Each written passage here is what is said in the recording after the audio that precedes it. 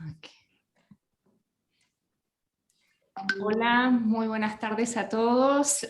Vamos a empezar con nuestro webinar mensual. Yo soy la doctora Sonia Callejo, la actual presidenta de la PAUS, y tengo el honor de darles a todos una cordial bienvenida a este webinar con una programación excelente hoy. Voy a empezar presentando a los moderadores, la doctora Carolina Gentili. Pues ustedes quizás la conocen, es uno de los oncólogos oculares de referencias en Argentina, con más de 20 años de experiencia en la oncología ocular, y es la jefa del servicio de oncología ocular del Hospital Italiano. Y la doctora Carolina Alarcón, también oncóloga ocular, que trabaja en el Centro Médico de Imbanaco en Cali, Colombia. Bienvenidas a las dos y bueno, les dejo para que sigan desde aquí. Muchas gracias Sonia por la invitación, muchas gracias a todos por concurrir a este webinar, que la verdad son dos temas importantísimos con excelentes ponentes. Los disertantes van a ser la doctora Melina Morales y el doctor Solón Serpa. La doctora Melina Morales es oftalmóloga, oncóloga ocular, es la jefa del Servicio de Oncología Ocular de la Escuela Paulista de Medicina y actualmente es la vicepresidente de la Sociedad Panamericana de Oncología Ocular. Así que bueno, Melina, como siempre, un placer escucharte y bueno, te dejamos a ti. Muchas gracias, Carolina. Es un gusto estar aquí otra vez. Te pido que me permita compartir pantalla, por favor. Y bueno, hoy voy a hablar entonces un poquito de técnica cirúrgica para tumores malignos de conjuntiva. ¿Cuánto tiempo tengo? 20 minutos, ¿no? Sí, aproximadamente 20-25 minutos. Ahí ya te puedes compartir, ¿eh? Muchas gracias. Bueno, entonces vamos a empezar aquí. Ya, listo. Voy a hablar entonces de técnica de resección. Yo creo que puedo tal vez hablar solamente un poquito de otras cositas más, un preámbulo, pero después voy a enseñar, a mostrar unos vídeos de cirugía, de resección, que yo creo que es lo más interesante, ¿no? Para esta clase es ver la cirugía por sí. Bueno, lo que quiero decir es que la mayor parte de los casos hacemos biopsias excisionales, o sea, con margen de seguridad, con crioterapia, que es la cirugía completa para tratar el tumor. Pero en algunos casos hacemos sí biopsias incisionales, pero es más difícil que tenga una oportunidad como esta. ¿Cuándo es que hacemos biopsia incisional? Cuando yo pienso que el tratamiento de este tumor no va a ser cirúrgico. Por ejemplo, como pasa con los linfomas. Cuando yo creo que es un linfoma y que va a ser tratamiento con quimioterapia, con radioterapia, bueno, entonces no voy a intentar sacarlo todo. Voy a hacer una biopsia incisional, o sea, solamente un trocito chiquito para que el patólogo pueda hacer sus exámenes, la inmunohistoquímica y decir qué tipo de linfoma es para ahí entonces el paciente seguir su tratamiento. Y también lesiones muy extensas. Yo pienso que van a ser tratadas con exenteración. Con exenteración, por ejemplo, también. Entonces, si estoy pensando en hacer una exenteración, primero tengo que hacer una biopsia incisional para tener el diagnóstico y la certeza que la exenteración es lo más adecuado para este paciente. Pero aparte de esto, es biopsia excisional. Y ahí vamos entonces para ejemplos. Entonces, tumores normales como este, que yo puedo sacarlo todo, no hay por qué hacer biopsia incisional. Vamos para la biopsia excisional con margen de seguridad, y crioterapia y alcohol absoluto y todo que tiene derecho el paciente, ¿no? Para que tenga más chance de cura. Otro tumor también que vamos a hacer biopsia excisional con margen de seguridad. No hay por qué hacer biopsia incisional en este tumor. Solo de examinarlo sabemos que es un melanoma y sabemos que su primera cirugía tiene que ser muy bien hecha, tiene que ser completa con técnica no touch y con margen de seguridad. Entonces no hay por qué hacer biopsia incisional en este caso. Este caso, por otro lado, es un tumor muy extenso que está en toda la superficie ocular, la conjuntiva tarsal y bulbar. Yo creo que tal vez va a necesitar de exenteración porque es un melanoma.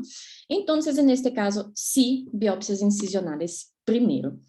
Este otro caso también, miren, hay lesión en el párpado, en los fórnices inferiores, en el fórnice superior, en la conjuntiva vulvar.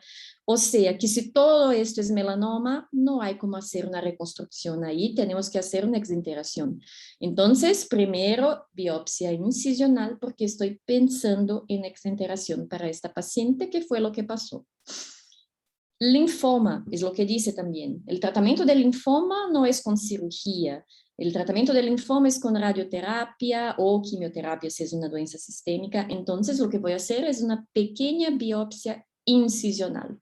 No es la técnica habitual, ¿no? De cirugía oncológica. La misma cosa, entonces lesiones en el fórnice muy extensa que yo pienso que es linfoproliferativa.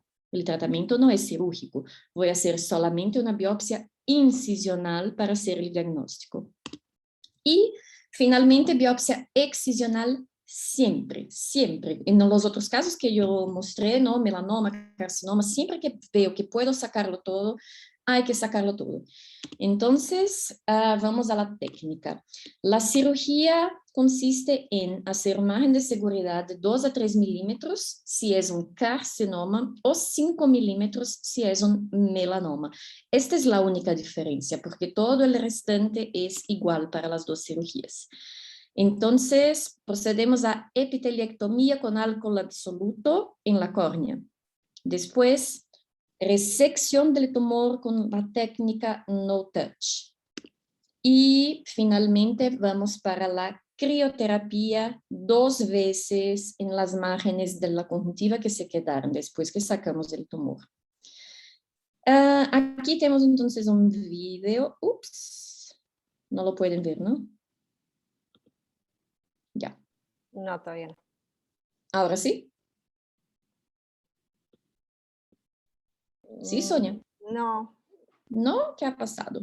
Un ratito.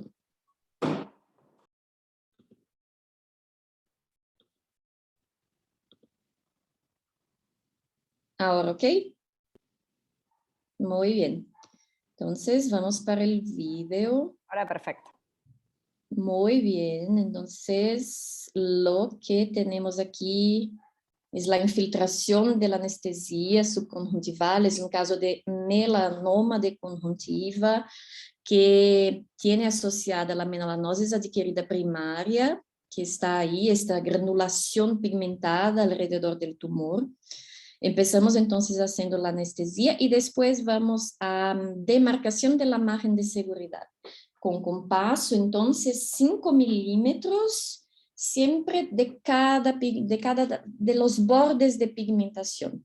Entonces hago unas marcaciones pequeñas, no en toda la margen, porque el patólogo tiene que examinar las márgenes de la conjuntiva, entonces no puedo cauterizar toda la margen, pero solamente unos puntos para que yo pueda ver dónde voy a hacer la disección.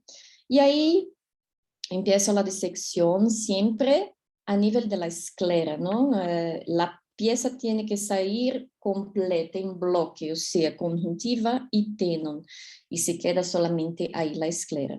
Miren que siempre hago la manipulación intentando segurar por la tenon y no por la conjuntiva, para que no malogre la conjuntiva, el tejido de la conjuntiva, para la avaliación del patólogo. Entonces, inferior, después empiezo superior, usando la marcación que yo he hecho al principio, y ahí siempre usando la tenon para asegurar con lo instrumental cirúrgico. Y bueno, hemostasia. Esta es la disección. Eu não sei a resposta.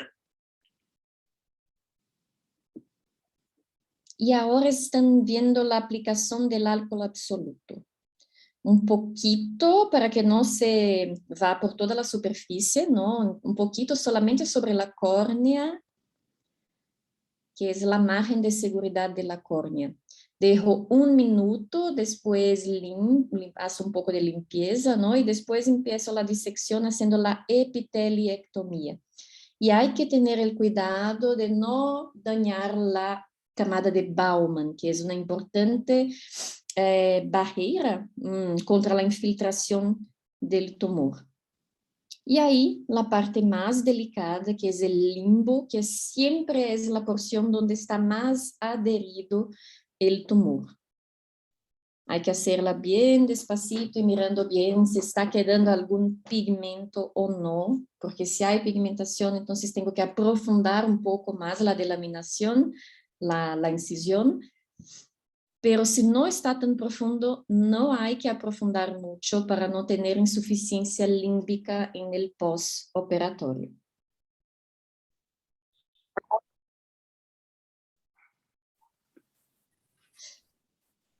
Y ahí, miren, salió toda la pieza en bloque con las márgenes de seguridad. Y ahí sí, un poquito más de anestesia, porque ahí vamos a empezar el segundo paso de la cirugía, después del cambio de los materiales cirúrgicos, que es la crioterapia. Y ahí no está acelerado. Você terá que continuar, ¿no? Y ahí está acelerado el video, no está acelerado para que vean en tiempo real cómo se hace la crioterapia. Unos 3-4 segundos de crioterapia. Ven la formación del halo blanquecino y ahí tiene que esperar que solo salga la congelación, ¿no? Y hay que hacerlo en todo el borde de conjuntiva que se ha quedado 2 veces con mucha paciencia. No se puede colocar soro fisiológico o nada que pueda acelerar este proceso. Este proceso tiene que ser con paciencia, ¿no? Tiene que esperarlo.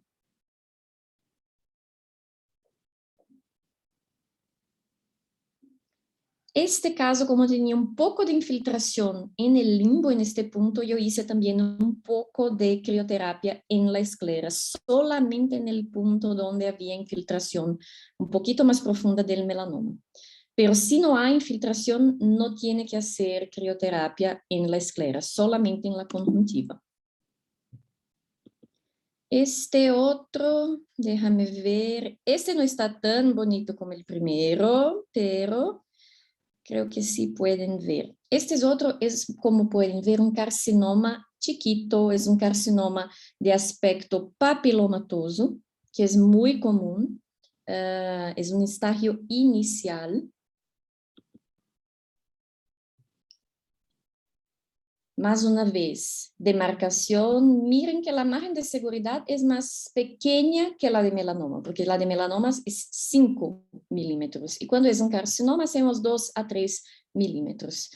Entonces hago la demarcación, como pueden ver una vez más, con el compaso, pequeñas marcas, para que después yo pueda me orientar para hacer la disección.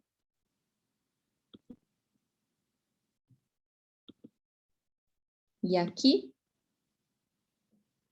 empezando la disección, donde estaba la marcación de la margen de seguridad. Siempre conjuntiva y tenon en bloque. O sea, hago la disección entre la tenon y la esclera.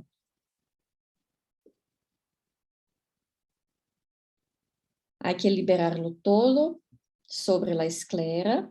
Y miren que yo intento, bueno, es mi intención en la cirugía, manusear lo menos posible la margen conjuntival de la pieza que va a ser enviada para el patólogo. Miren entonces que estoy manipulando la conjuntiva que va a quedar en el ojo y no la conjuntiva que va para el patólogo.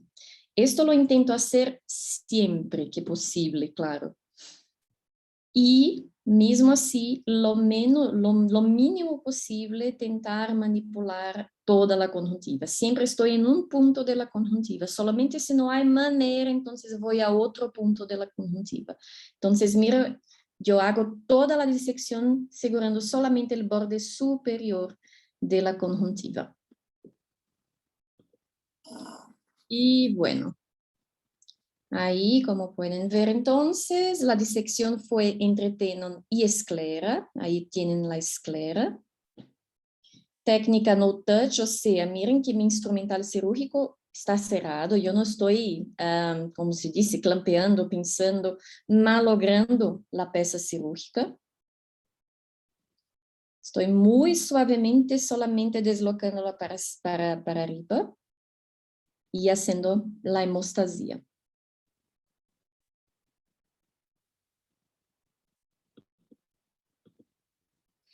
Y ahora, el alcohol absoluto. ¿Cómo es que lo hacemos? Con un poquito ahí de alcohol. Miren que yo siempre hago una marcación. No se puede confundir jamás la anestesia con el alcohol absoluto, ¿no? Tiene que hacer una diferenciación. Por eso es que siempre uso una gase para diferenciar la seringa que está con el alcohol y la seringa que está con la anestesia. Bueno, después entonces el alcohol va para la córnea. Ahí está el alcohol. Por 1 minuto lo pongo ahí, cerca del tumor, sobre la córnea donde voy a hacer la epiteliectomía. Ahí estoy tratando de cuidar que el alcohol no se va para toda la superficie del ojo, ¿no? Y por 1 minuto lo dejo así. Después de 1 minuto, bueno, ahí sí hago una limpieza. Este otro tiene soro fisiológico para sacar el exceso de alcohol.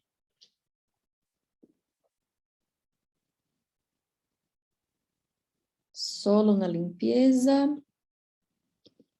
Y vamos entonces a la disección ahora de la córnea.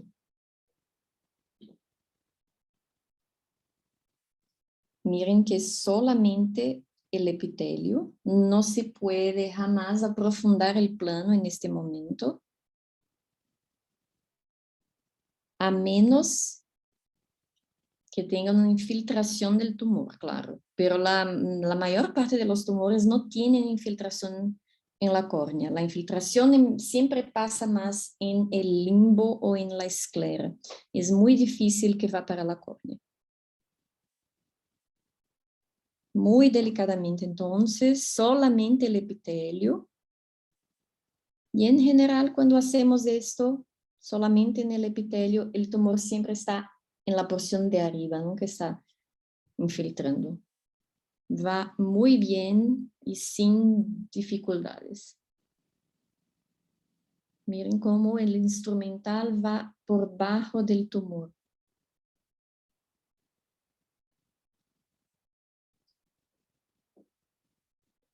Y también miren que no es la parte cortante del bisturí. Yo voy con la espalda del bisturí, porque así yo no aprofundo el plano, yo voy exactamente donde yo quiero, que es solamente el epitelio. Y ahí está listo. Bueno, ya tenemos la porción de la córnea disecada, la tenemos la porción de la conjuntiva disecada, o sea que ahora tenemos que ir para el limbo, que, como yo dije, siempre es la porción que está más adherida, mismo en los tumores que no tienen infiltración profunda. Es adherida porque el limbo es adherido. Entonces, ahí sí yo voy con la parte cortante del bisturí. Y esto aquí, bueno, es más despacito, como pueden ver.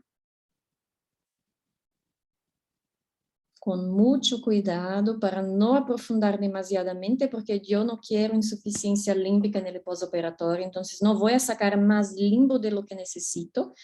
pero también no puedes superficializar el plano y dejar tumor en la superficie. O sea, tiene que ir haciendo muy despacio y siempre mirando muy bien su plano de disección. Y esto es, aquí solamente completando.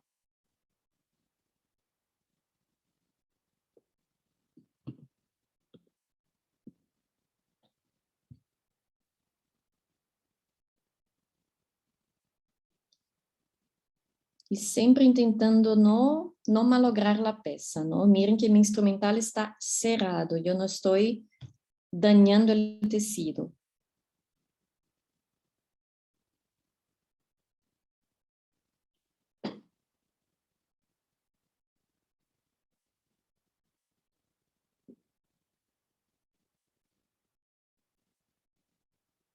Y así se fue el tumor.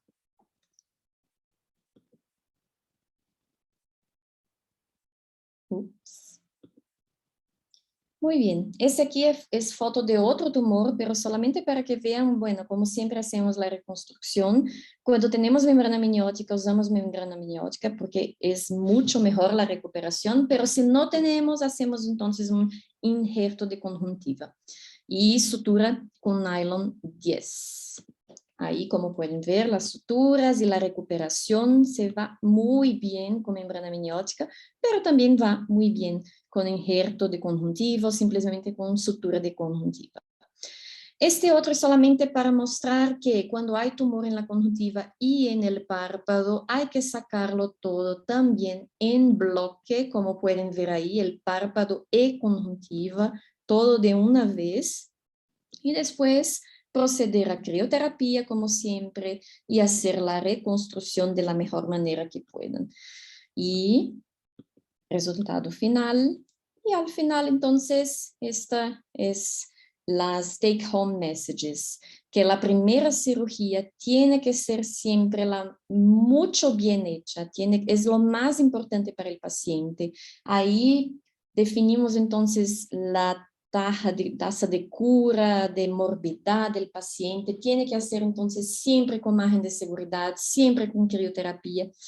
Y mismo que piense que es un tumor benigno, siempre hay que enviar la pieza para el anatomopatólogo.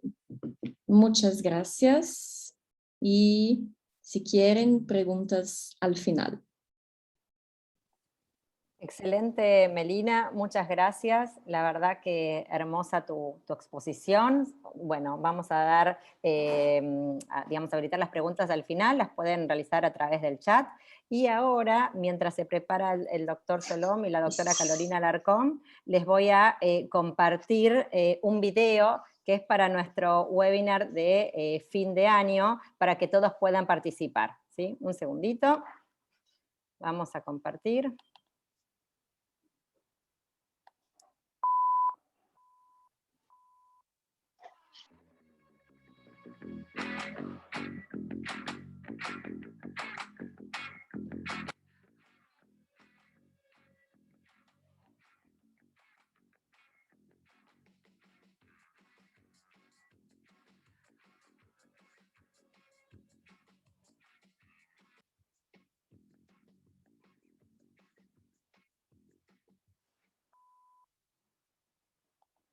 Bueno, están todos formalmente invitados a enviar su video, su presentación, tanto un caso clínico como quirúrgico, y bueno, en fin del webinar en diciembre evaluaremos a los ganadores, ¿sí? Bueno, doy paso a la co-coordinadora, la doctora Carolina Alarcón. Gracias, Carolina, y gracias a todo el grupo de PAOS por la invitación. Me complace mucho presentar al doctor Solón, que es oftalmólogo, oncólogo, y que es el jefe del, perdónenme, aquí yo tengo una...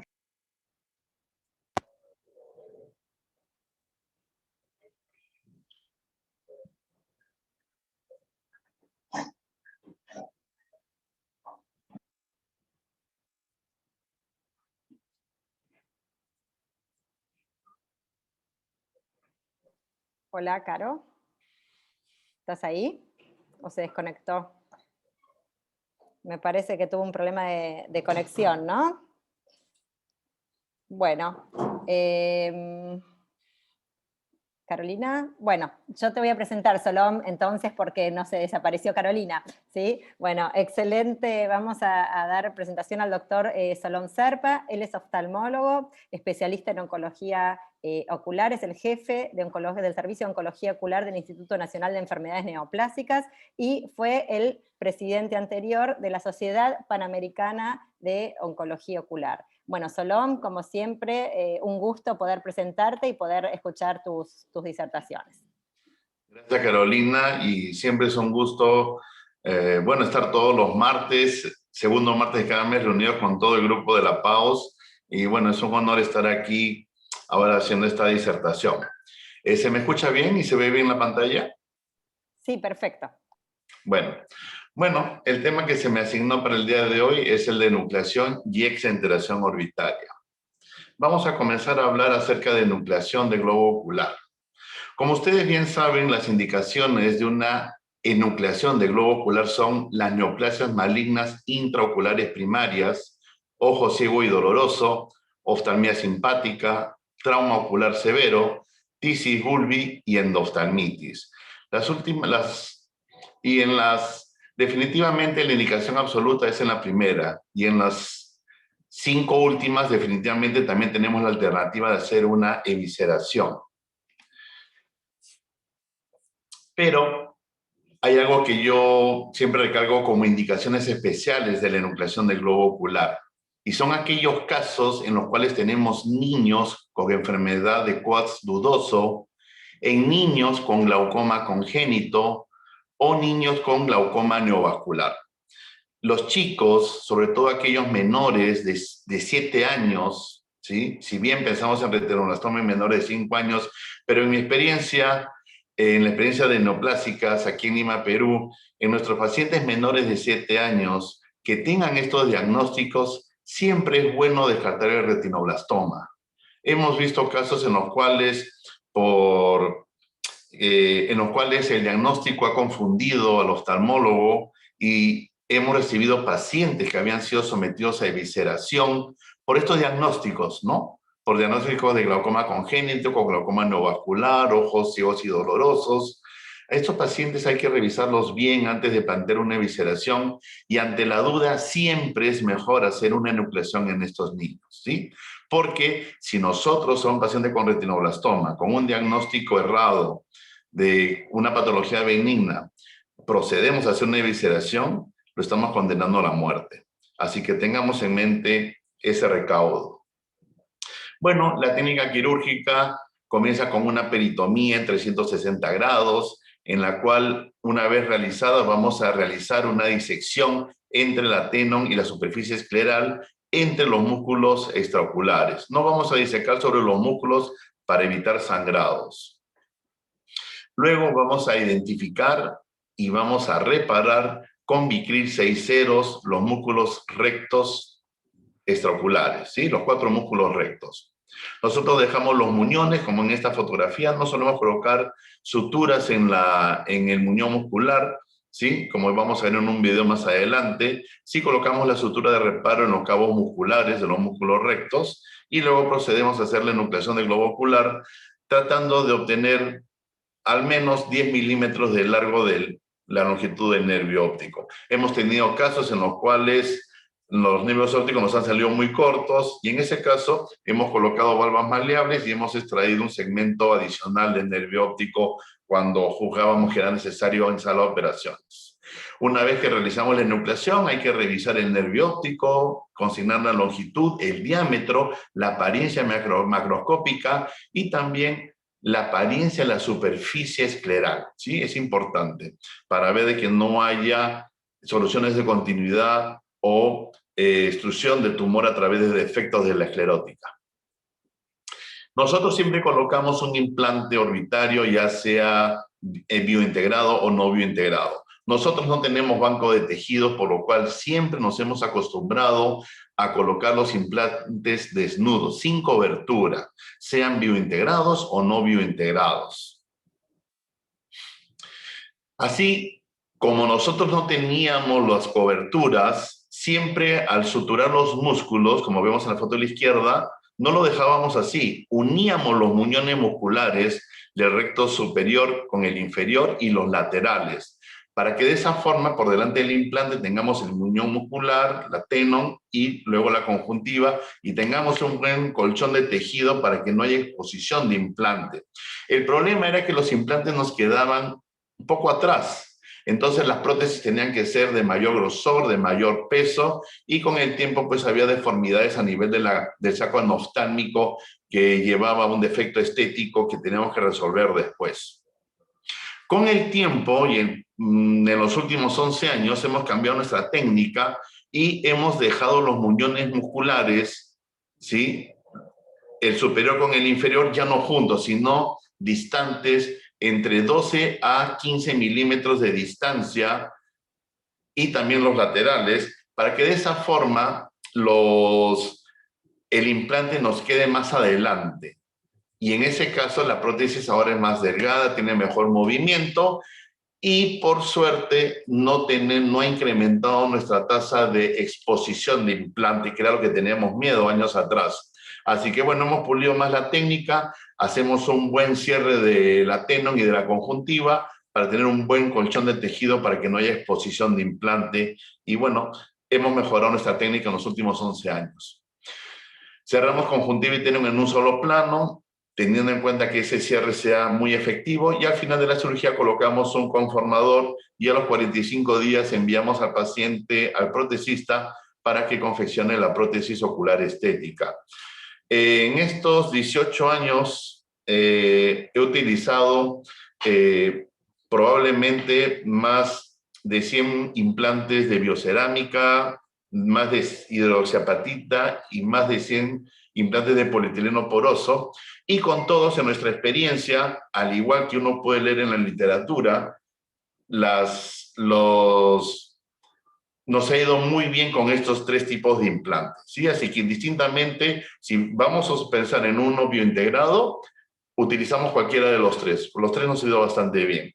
Hemos colocado por muchos años implantes de acrílico lisos, porque nuestros pacientes en el hospital no tenían acceso a implantes biointegrados.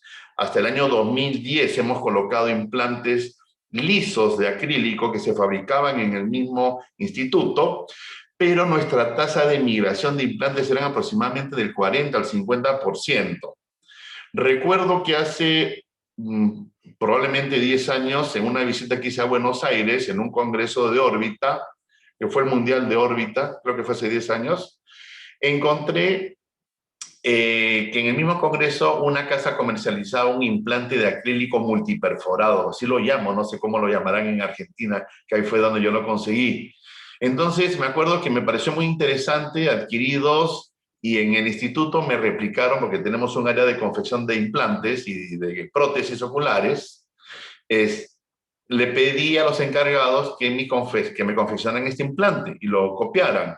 Y bueno, hemos utilizado varios implantes de acrílico multiperforado, y desde nuestras primeras experiencias no lo hemos dejado, porque hemos visto que hay, ustedes saben que pues los biointegrados tienen una biointegración, porque el tejido fibrovascular se introduce en el implante, y bueno, podríamos llamarle una macrointegración, lo que se produce en estos implantes de acrílico multiperforados. Vean en la resonancia cómo el tejido ingresa a través de estos canales, ¿sí? Veamos la foto superior izquierda, estos canales de color, ¿sí?, blanquecino son los tabiques fibrosos, y estos filetes, digamos, oscuros, como es una imagen en T2, vean que el acrílico se ve negro tanto en la prótesis como en la estructura del implante orbitario, ¿no? En T2 se vuelve más blanquecino, perdón, oscuro. Vemos que en la fase de contraste de resonancia, estos tabiques se vuelven más blanquecinos porque están captando contraste. Así que por resonancia tuvimos la certeza de que sí había un crecimiento fibrovascular dentro de estos canales, ¿sí? Lo cual, en un caso que tuvimos de de exposición y extrusión de implante.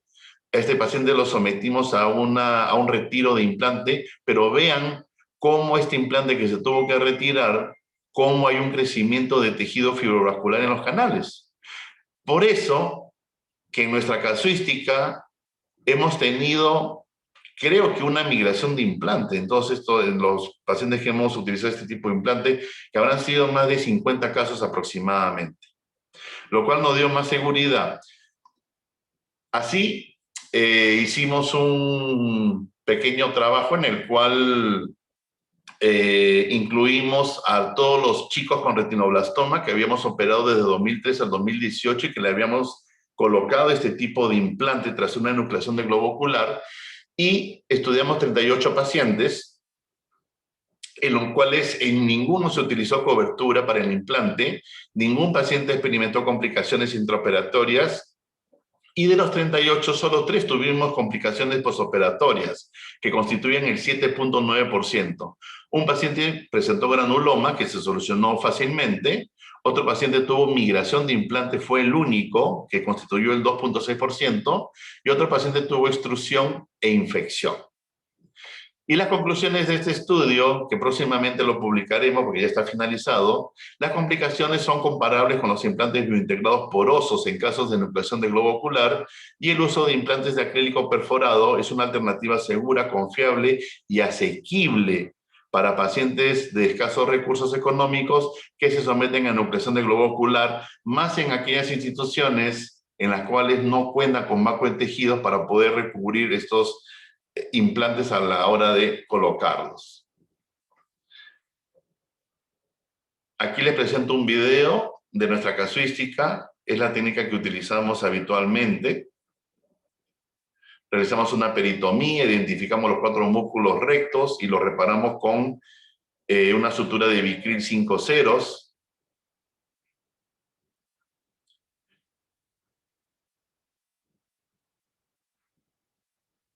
Y vamos a repetir este procedimiento con los otros 3 músculos rectos. El oblicuo superior lo identificamos y lo seccionamos. Al inferior no lo buscamos. En los muñones de los músculos laterales fijamos una pinza mosco y con una tijera de nucleación vamos a buscar el nervio óptico para seccionarlo. Siempre evaluar macroscópicamente el globo ocular, la superficie escleral, el nervio óptico, medirlo, ver sus características al margen de sección. Es importante. Nosotros aquí te colocamos un implante de polietileno poroso. Actualmente en el instituto desde hace 4 años colocamos solamente este tipo de implante. De los biointegrados es el más económico y el Estado nos da la posibilidad de brindarle a nuestros pacientes del instituto este tipo de implante. Vean que los muñones musculares no se juntan, quedan distantes unos de otros, aproximadamente unos 12 a 15 milímetros uno de otro. Entonces con esto logramos que el implante quede más adelante, ¿sí?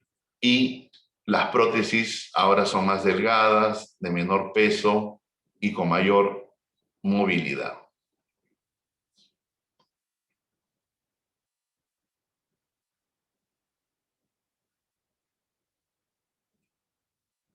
Siempre considera que en estos pacientes la rehabilitación psicológica, social, siempre es importante a través del uso de una prótesis, así que estos pacientes hay que facilitarles de alguna manera el acceso a una prótesis para que su vida transcurra de la mejor manera. Con respecto a la exenteración orbitaria, tenemos varias indicaciones de exenteración orbitaria. Tenemos aquellas neoplasias malignas primarias de la órbita, neoplasias malignas de conjuntiva con compromiso orbitario, neoplasias malignas de párpados que comprometen la órbita, compromiso orbitario de neoplasias malignas intraoculares, neoplasias malignas periorbitarias con extensión a órbita, y algunas neoplasias benignas con compromiso orbitario extenso, como vamos a ver, y en algunos casos muy, pero muy especiales, de infecciones severas de la órbita o procesos inflamatorios muy severos también de la misma localización. Tenemos las neoplasias primarias de la órbita,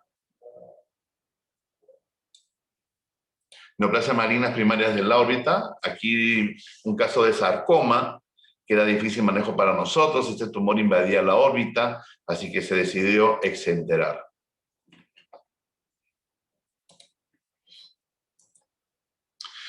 Algunos casos de, bueno, los carcinomas de adenoides quísticos, radiomiosarcomas y otras neoplasias primeras de órbita también pueden ser sometidas a exenteración orbitaria como tratamiento primario.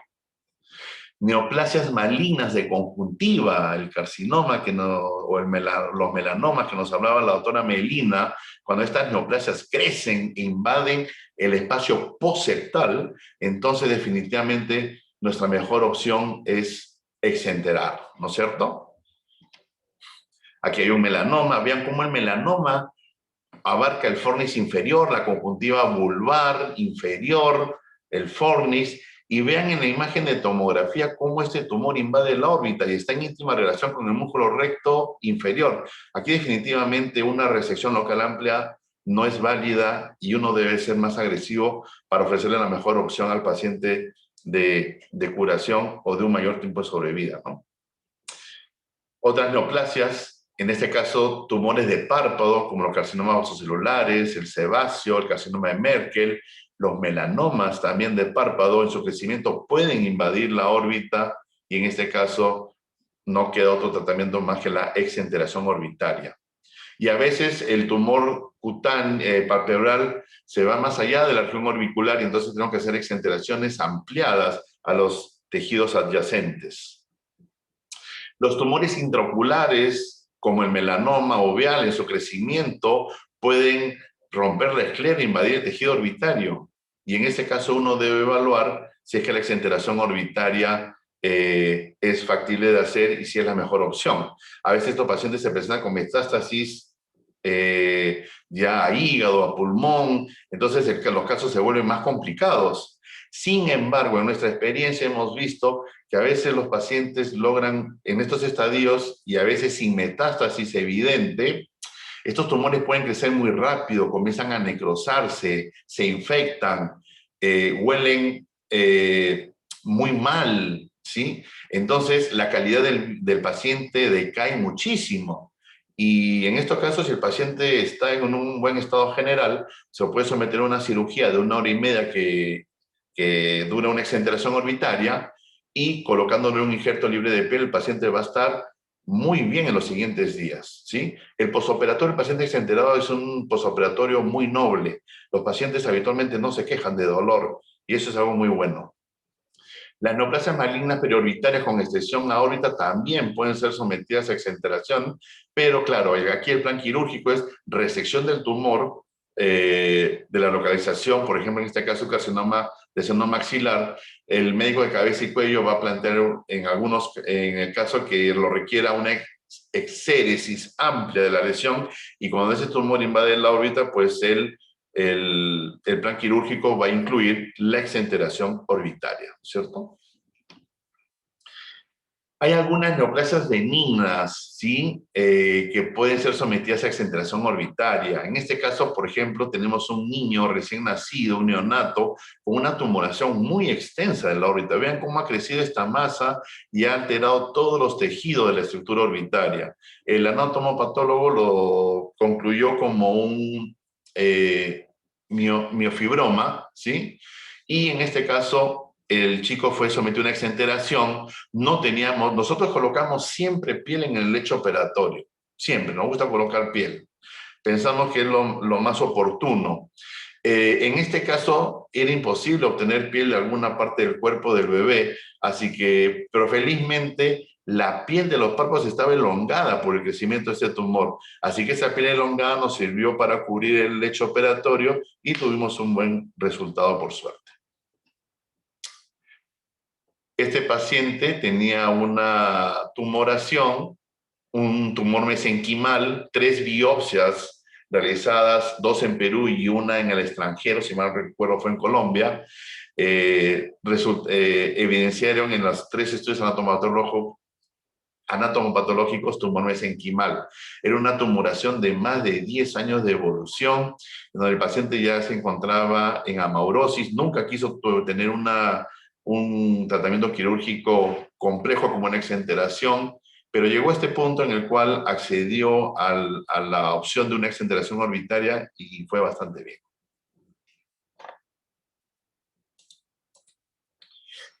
Algunos casos de infecciones o inflamatorios de la órbita pueden ser sometidos a exenteración orbitaria. Tuvimos un caso en neoplásica ya hace muchos años de un pseudotumor orbitario en una chica de 15 años con una inflamación muy severa, con una fibrosis posterior muy marcada, y aquella vez mi profesor doctor Cordero planteó una solución al final resolutiva y estética de una exenteración orbitaria, porque realmente el cuadro se había salido de las manos, era muy complicado, con un defecto estético muy severo en una chica de 15 años, y los padres quedaron, y la paciente quedó muy contenta con el tratamiento. Alguna vez hemos tenido cuadros infecciosos muy severos, ¿sí? Parasitarios, en los cuales hemos tenido una vez que decidir por la exenteración orbitaria, con un mal pronóstico para el paciente, lamentablemente. Esta es la técnica habitual de exenteración que nosotros realizamos. Siempre suturamos los párpados para que no haya contaminación tumoral en nuestro lecho operatorio.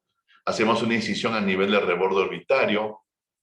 A veces preservamos un poco más de piel de los párpados. Nosotros siempre realizamos exenteraciones totales. Nos gustan las cavidades profundas. ¿Por qué? Una cavidad profunda le va a dar mejor opción protésica al paciente. Van a tener mejor fijación. Siempre colocamos piel por dos razones importantes desde mi punto de vista. La primera, si el paciente, si la neoplasia estuviese invadiendo en forma extensa, con compromiso óseo, nosotros en la exenteración a veces vamos a tener que decidir en hacer una resección del plano óseo en forma parcial, o decidir radioterapia externa como tratamiento complementario. Pero eso lo vamos a saber recién cuando tengamos la patología, ¿sí? Después de 10 días. Entonces, nosotros siempre colocamos piel, por la posibilidad de que el paciente reciba radioterapia después. Pero hay que recordar que la radioterapia, para que cumpla un efecto adecuado desde el punto de vista biológico, oncológico, debe ser administrada entre la segunda y la sexta semana postquirúrgica. Si no le colocamos piel, la granulación va a tener un proceso de aproximadamente 2 o 3 meses, y se va a epitelizar esa zona después de 3 meses o un poco más, si es que no se infecta.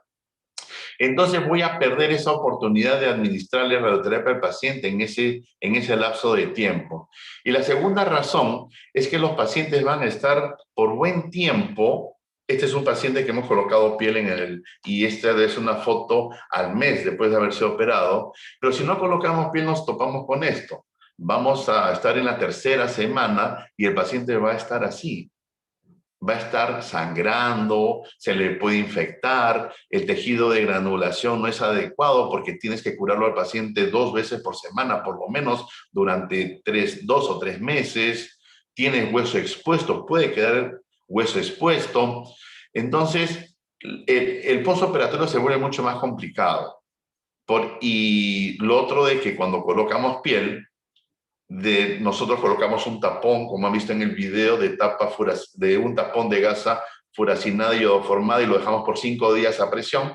A los 5 días lo retiramos y la piel ya se ha adherido, y los pacientes no sienten dolor y no sienten molestias. Entonces, el postquirúrgico es mucho más llevadero para estos pacientes. Pues esas son las 2 razones por las cuales siempre colocamos piel. Y si no, antes obteníamos piel con un dermátomo neumático de la cara anterior del muslo, pero ya en los últimos 8 años lo tenemos de la región suprainguinal, lo cual es mucho más estético y no dejamos una herida abierta como con el dermátomo, y nos va muy bien y a los pacientes mucho mejor definitivamente. ¿Qué pasa si un paciente ha recibido radioterapia y le voy a hacer exenteración? Ha tenido una neoplasia maligna, como tratamiento recibió tal vez una resección parcial o total y le dieron radioterapia, y hay recurrencia tumoral, y me topo con este paciente que tengo que hacer una exenteración orbitaria. Siempre debo decirle al paciente de que la radioterapia nos va a jugar en contra si es que quiero colocar piel, porque si le voy a colocar piel, lo más seguro es que se necrose. Y le digo al paciente, tenemos 90% de posibilidades de que se necrose esa piel porque recibiste radioterapia. Y si no le pongo piel y espero que granule, esa granulación va a ser muchas veces insuficiente, ya no va a demorar 2 o 3 meses, va a demorar más de 6 meses probablemente en epitelizarse toda la zona y muchas veces va a quedar hueso expuesto. Entonces, si queremos cubrir el hueso, ya cirugía plástica nos da una mano y realiza colgajos frontales amplios para cubrir en forma grosera la órbita, lo cual ya es bastante complicado. Por eso cuando tenemos una neoplasia maligna en la cual queremos realizar radioterapia, siempre pienso y pongo sobre la mesa la opción de una exenteración antes de aplicar radioterapia, porque ya sé que si hay recurrencia, lo que se viene después son estas complicaciones.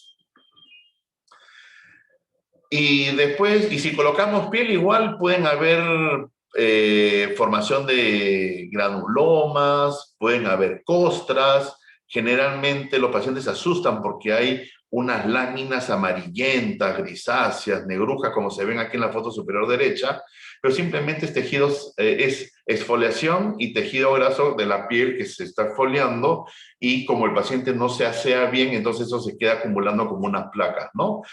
Todas estas son complicaciones menores, inflamaciones, pero no son recurrencias. Pero si uno piensa que puede ser recurrencia, pues tiene que hacer una biopsia de estas lesiones, ¿sí? Este es un paciente que recibí hace 15 años, tenía un carcinoma epidermoide en cada carúncula. Le hice biopsia, clínicamente era un carcinoma epidermoide, le hicimos una biopsia en consultorio, salió carcinoma epidermoide y le dijimos que tenía que ser sometido a resección, pero con preservación del globo ocular, porque las lesiones medían 1 centímetro aproximadamente y se podían resecar. Pero el paciente se perdió y volvió después de 1 año y medio. En estas condiciones, como ven en la fotografía, él tenía ya un carcinoma epidermoide en ambas órbitas y no se podía tratar con otra técnica que fuese una exenteración bilateral. Y fue el único caso que realicé exenteración bilateral en el mismo acto quirúrgico. Lamentablemente no tengo la foto postquirúrgica, pero definitivamente fue una cirugía poco agradable, ¿no? Pero bueno, el paciente estuvo bien, se perdió de vista hace un tiempo, pero los siguientes 6 años estuvo bastante bien. Recordar que estos pacientes, igual que pacientes nucleados, deben ser sometidos a una rehabilitación con una prótesis somática, lo cual van a hacer que ellos lleven su vida de una manera diferente, mucho más óptima. Y bueno, hay diferentes técnicas. A nosotros nos gusta hacer exenteraciones completas porque el hecho de tener, en nuestra casuística, tener órbitas profundas, hace que nuestros protecistas puedan confeccionar prótesis que se adhieran en forma con pegamentos y se puedan adherir en forma más efectiva. Nosotros no tenemos mucho acceso a colocar implantes de titanio y estos sistemas imantados. Lo hemos hecho, tenemos la opción de hacerlo, pero los recursos económicos de los pacientes son prohibitivos para la mayoría de ellos. Así que las órbitas profundas nos gustan para nuestras rehabilitaciones protésicas en nuestros pacientes. Aparte que le damos a la patología un buen margen de sección, ¿no es cierto? Otros ejemplos. El doctor Huitrago, que es nuestro compañero de trabajo aquí en el INEM, hizo una revisión de exenteración orbitaria desde el 2010 al 2015, en la cual en ese periodo se hizo aproximadamente 75 exenteraciones, y aproximadamente en nuestra casuística el 50% de exenteraciones habían sido por carcinoma epidermoide conjuntival que habían invadido la órbita, el 21% carcinoma vasocelular, 14% melanoma maligno, alta el porcentaje, y también tuvimos carcinoma de quístico de glándula lagrimal, carcinoma sebáceo, sarcoma pleomórficos y radiomiosarcoma embrionario.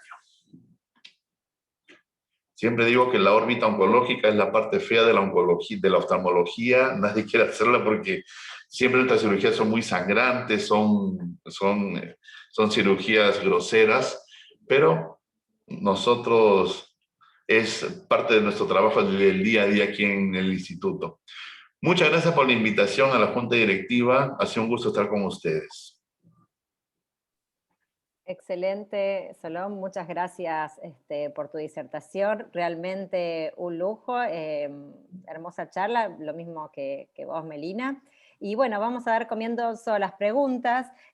Por lo pronto les quería preguntar a ambos, a veces realmente digamos, recibimos carcinomas epidermoides y como dijo Melina, siempre la primera cirugía es la más importante, pero a veces pasa que uno recibe pacientes que quizás ya fueron operados en otros centros, con varias cirugías, y no sé si ustedes hacen digamos, un tratamiento como más radical en esa nueva intervención, o digamos, en su percepción quizás son lesiones que digamos, con crecimientos más rápidos, realmente, digamos, esos casos son todos un desafío, digamos, para el oncólogo ocular, y bueno, y muchas veces, digamos, hay varios sitios comprometidos. Bueno, quería saber un poco el manejo de ustedes antes de comenzar el pool de preguntas.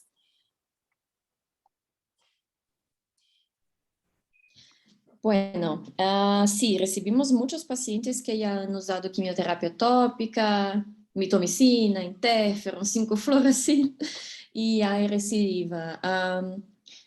Una cosa que yo veo que funciona mucho cuando teníamos era el interferon para inyección subconjuntival. En los casos más severos, en los casos más infiltrativos y recidivados, la inyección del interferon va muy bien en muchos casos. Sí hay algunos casos que no hay respuesta, pero en la mayor parte sí va muy bien. Entonces, esta es una opción para los casos más agresivos. Y segunda, cirugía. Sí, vamos para la cirugía y cuando hay infiltración parcial de la esclera, hacemos una episclerectomía, aprofundamos más la disección. En el sistema público de salud aquí en Brasil no tenemos braquiterapia, infelizmente. Entonces no hay esta opción para los tumores que tienen margen profunda comprometida en la primera cirugía. O sea que nuestra única opción es aprofundar el plano de disección lo más que podemos y ahí aplicamos crioterapia en la esclera donde tenía la infiltración. Con esto hemos conseguido, sí, muchos casos de suceso y infelizmente unos pocos casos de recidiva otra vez. Importante es que cuando hacemos una disección muy profunda y una episclerectomía, no usamos membrana amniótica. Y ahí sí tenemos que hacer una aproximación, mesmo que muy larga, de tenon y conjuntiva de cualquier manera, cuando la esclera se queda muy delgada, ¿no? Y creo que es esto, cuando la disección no es suficiente, bueno, cuando vemos que hay una infiltración más agresiva, enucleación ampliada. Esto es.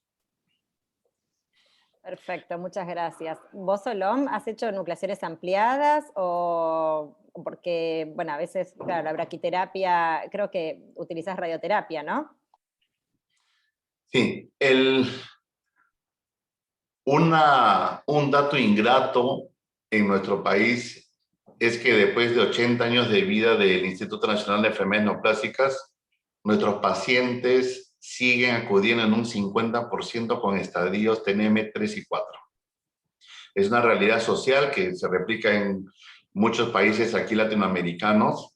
Entonces, nuestra casuística definitivamente, muchos son tumores grandes en el cual uno tiene que tomar decisiones oportunas para el paciente, haya sido o no haya sido tratado previamente por un colega.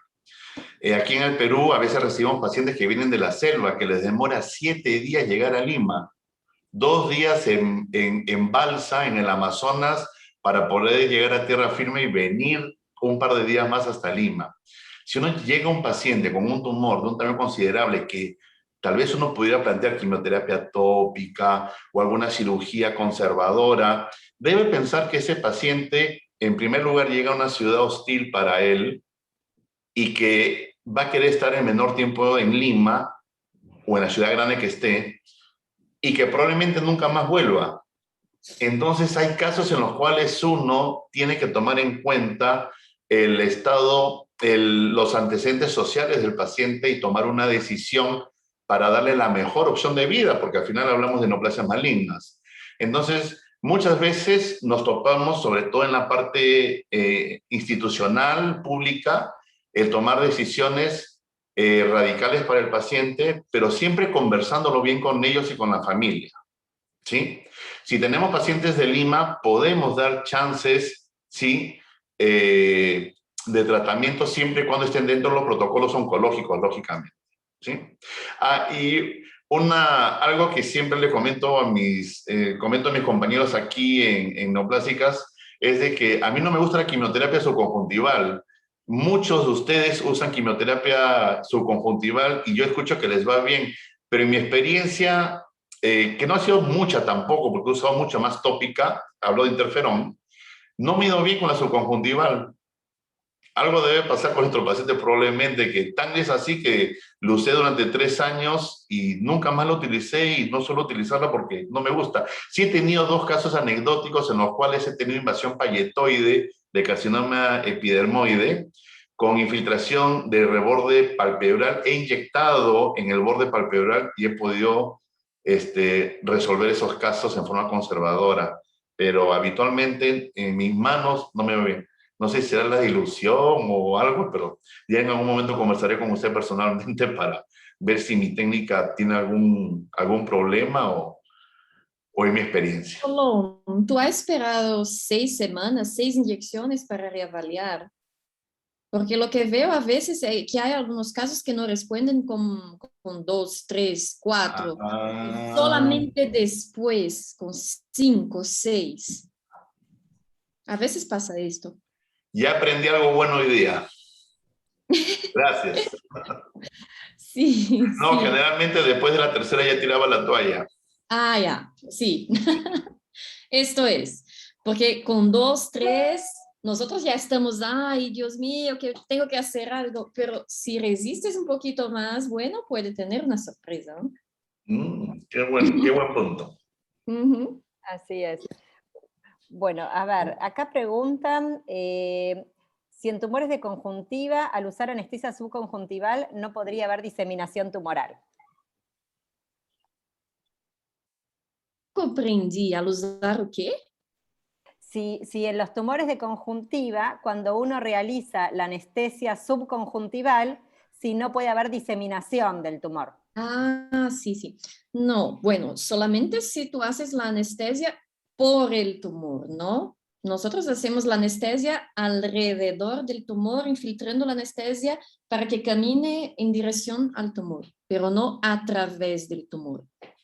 Y la misma cosa vale también para bloqueos, ¿no? Anestésicos también. Tiene que buscar hacer los bloqueos donde no está el tumor, bueno, carunculares, temporal inferior o el nasal superior, pues, tiene que ir donde no está el tumor, ¿no? Pero no hay problema, nunca he visto problema con esto.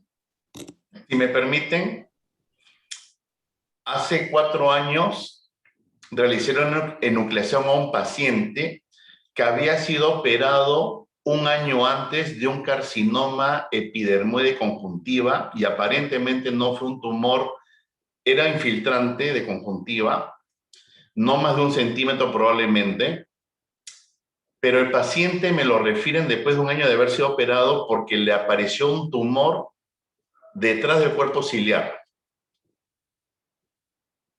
Y era un tumor que tenía una altura aproximadamente de 3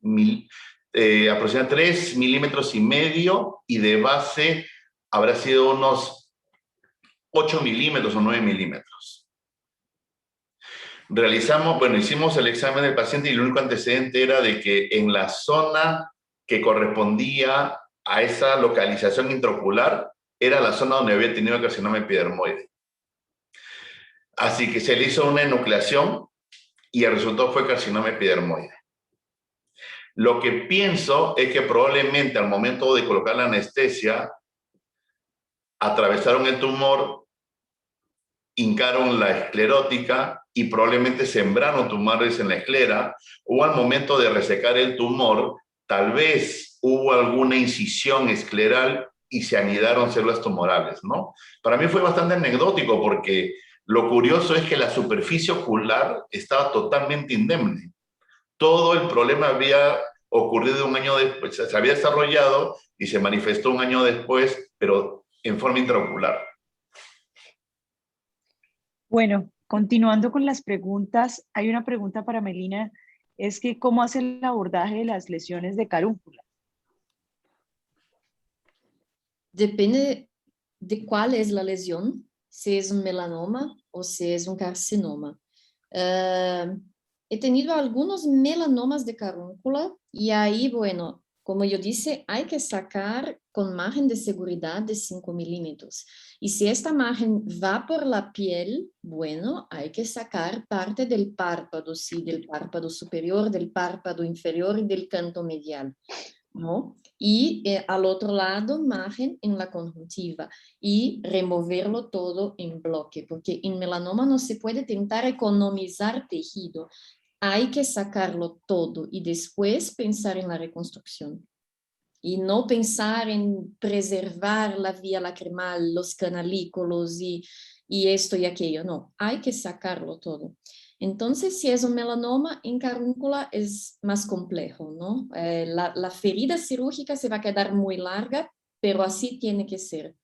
Pero si es un carcinoma, bueno, ahí tenemos otras opciones, ¿no? Si es un carcinoma más superficial, podemos usar quimioterapia tópica, o si es un poco más profundo, la inyección, y así intentar preservar más la región. Si no, cirugía, pero la margen de seguridad es un poco más pequeña que de melanoma, es más tranquilo, ¿no? A veces no dañamos la vía lacrimal. Perfecto, muchas gracias. Y ahora otra pregunta, a ver si entiendo el portugués. En el melanoma de coroides, a ver, el melanoma de coroides, cuando se nuclea y está comprometido el nervio óptico, y hay compromiso extraocular, ¿qué se debe hacer? ¿Exenteración, radioterapia, solombo, exenteración y radioterapia? O sea, cuando uno hace una nucleación es lo que entiendo y queda compromiso digamos, en el lecho, digamos, o del nervio óptico. Qué difícil situación y qué difícil toma de decisiones. Una vez me pasó que nucleé un paciente por melanoma y en la zona del melanoma, de la superficie escleral, en el espacio intraconal, en la tenon de esa zona, había pigmento. Y sobre la superficie escleral había un pigmento, pero no era tumor, era pigmentación nomás. Así que lo que hice es una resección amplia de la tenon de esa zona y la envié a patología. Y me informaron pigmento. Fue bastante anecdótico para mí porque pensé que era melanoma. Pero en ese caso, si un paciente con melanoma va a ser sometido a una enucleación, yo preferiría tener una ecografía de por lo menos 15 días antes, ¿no? Y en todo caso la repetiría antes de hacer la enucleación, para no toparme con esos problemas, porque la ecografía me puede dar información si es que hay tumor transescleral. Pero si sucede, yo pienso que la primera opción es hacer una resección amplia de toda esa tenon que está comprometida en esa zona, que entiendo que no sería muy extenso, porque si sería algo muy extenso, probablemente ya tendríamos la información por ecografía, por tomografía o por resonancia. Pero hay una resección amplia. La radioterapia pienso que no le va a hacer nada. No le va a hacer nada, no va a haber beneficio alguno, probablemente. Así que yo tengo en mente de que el tratamiento es netamente quirúrgico. Ahora, si el compromiso es realmente amplio, pues habría que decidir una exenteración orbitaria, ¿no? Este es un tema polémico, ¿no? Esto, bueno, yo estoy de acuerdo con Solón que si tiene una lesión amplia hay que hacer una resección amplia también. Pero la mayor parte de las lesiones son chiquitas, si no, la veríamos en el ultrasonido antes de la cirugía, ¿no? Pero cuando hay compromiso extraocular solamente en la patología, que no es una lesión nodular sólida en la órbita, ¿no? Bueno, la polémica es si hace radioterapia o no. Y a Solón no le gusta, a mí yo pienso que sí, creo que es una idea. Y quiero preguntar de ustedes, de Sonia, de Basil, de Carolina, ¿qué hacen ustedes? ¿Hacen radioterapia o no? Normalmente, cuando hago la enucleación y veo una extensión escleral pequeña, no. Pero me ha pasado, por ejemplo, cuando en la ecografía veo una extensión extraescleral importante, con un melanoma que no es tan grande intraocularmente, en vez de hacer una enucleación, una radio o una enucleación, por ejemplo, le hacen CyberKnife, que le tratan el tumor intraocular y orbitario al mismo tiempo. Obviamente no estamos hablando de melanomas grandes que se pueden tratar con CyberKnife, que no pueden ser, que no son necesariamente pacientes en las que tenemos que nuclear.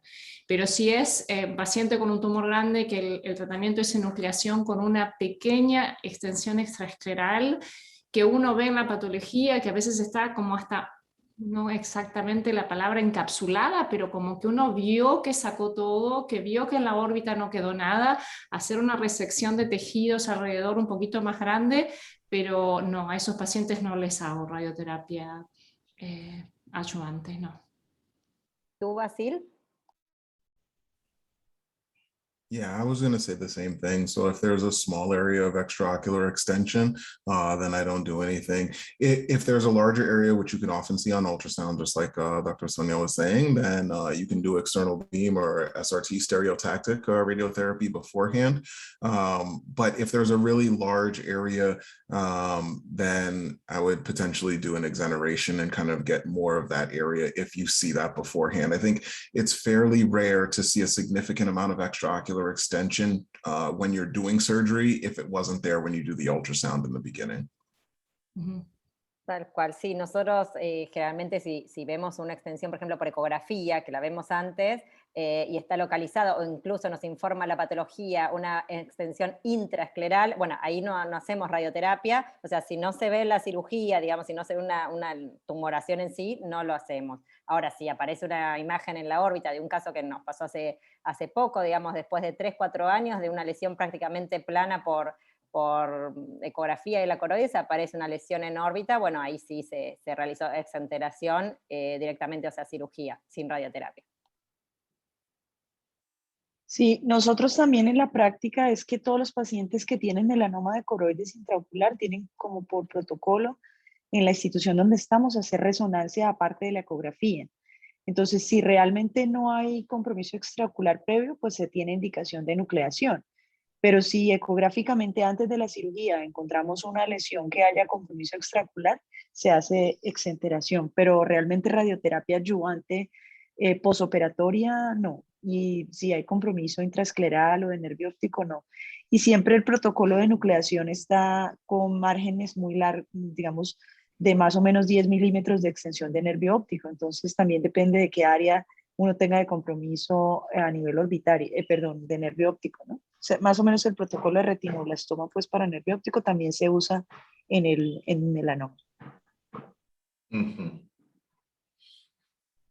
Bueno, acá hay otra de las preguntas, es para Melina, que ha visto que en los videos de su cirugía, ¿cómo es que maneja la hemostasia? Porque se ha visto que ha sangrado poco. Bueno, la hemostasia solamente, el único cuidado que yo tengo es de no tentar hacer la hemostasia, o sea, cauterizar en la pieza cirúrgica, ¿no? Más una vez, para no dañar la pieza que voy a enviar al patólogo. Pero yo sí voy a hacer la hemostasia en las regiones circundantes que se van a quedar en el ojo. Si hay algún vaso que está, hay alguna hemorragia que me está... ¿cómo se dice? Atrapalhando la cirugía. Bueno, entonces sí la hago la hemostasia naturalmente. Es que, bueno, estas 2 cirugías no han sangrado mucho, ¿no? Estaban tranquilas.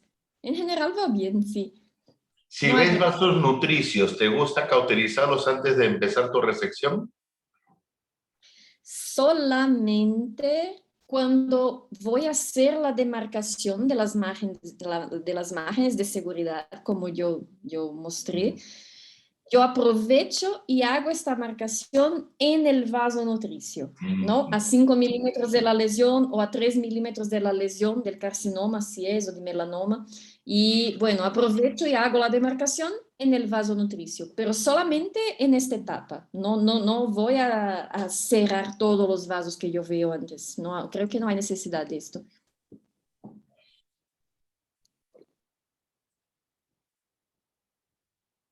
Bueno, creo que hay otra pregunta para Solón. ¿El tratamiento preferido para los implantes orbitarios expuestos?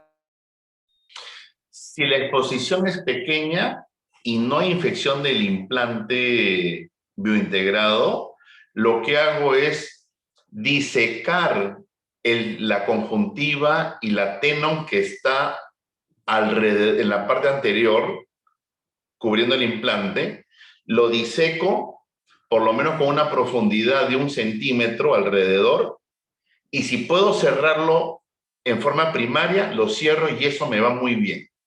En 2 planos, suturando la tenon con Vicryl y luego la conjuntiva.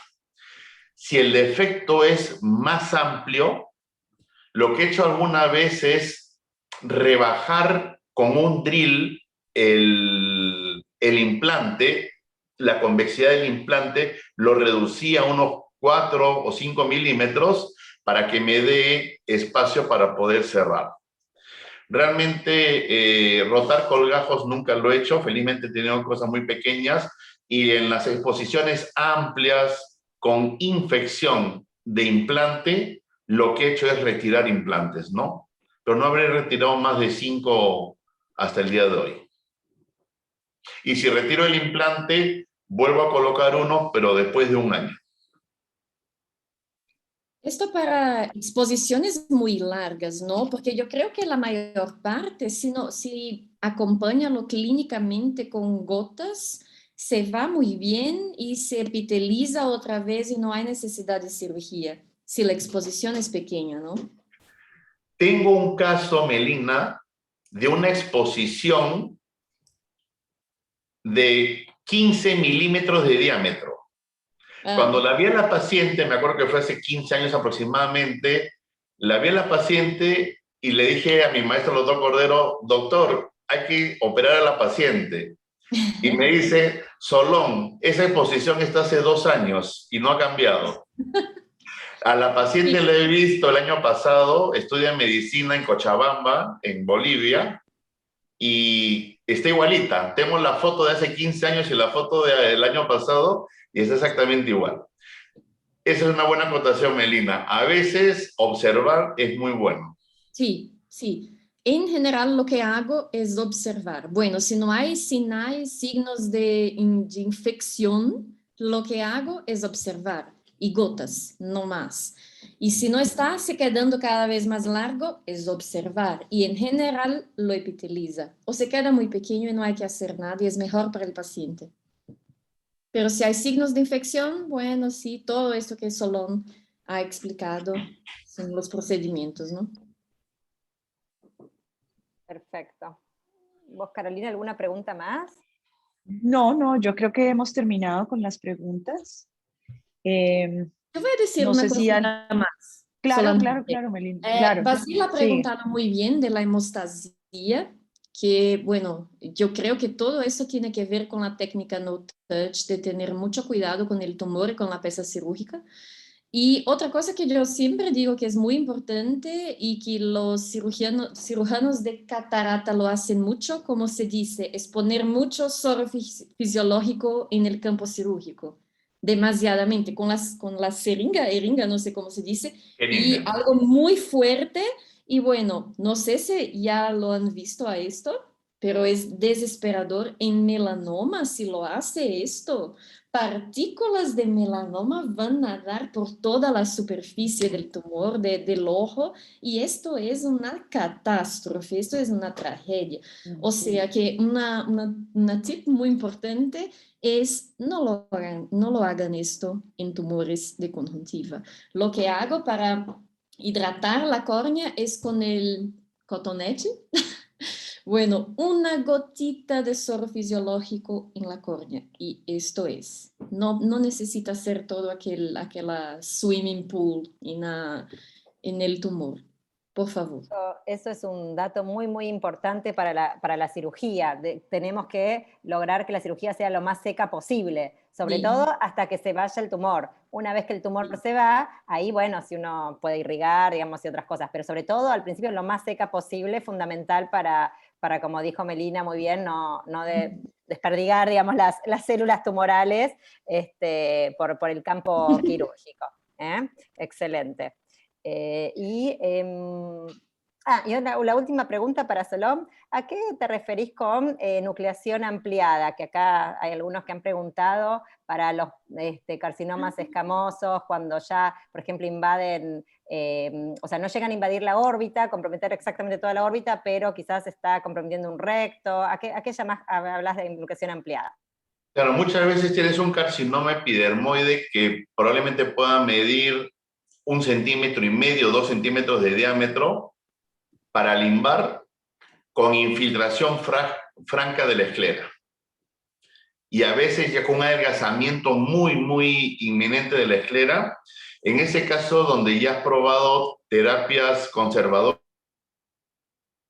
tienes que realizar una enucleación, porque ya la pared del globo ocular está comprometida, está infiltrada en forma grosera. Entonces, la peritomía ya no lo vas a hacer alrededor de la córnea, a nivel del limbo, sino tienes que extenderla dándole unos milímetros de margen alrededor de la tumoración que está sobre la conjuntiva vulvar, infiltrando la esclerótica.